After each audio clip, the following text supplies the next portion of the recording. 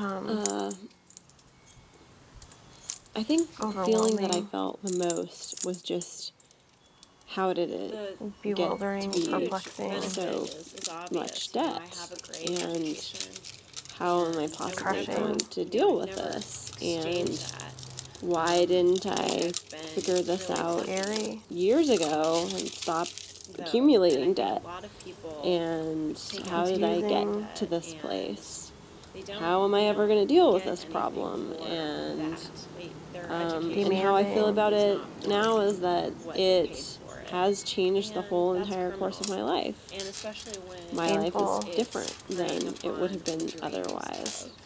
And I deal with that. I deal with the consequences of my debt every day. Something that I have a strange relationship with, because I wouldn't be where I am without the debt. You know, my debt is for school loans.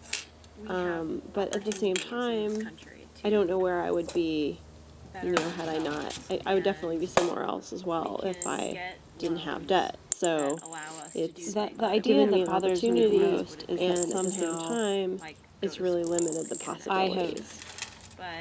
Because of my debt, I have limited my life in some way that I would, and if I didn't have the debt, that my life would be completely different, and I would be a different person. And to a certain extent, I think that's true, because I've taken on such a huge responsibility of paying back an enormous amount of debt, and that has changed the character of who I am. It's changed my whole personality, just because it's such a burden that I have to deal with every day.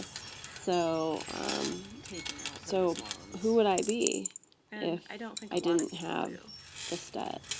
That's really what I'd like to know.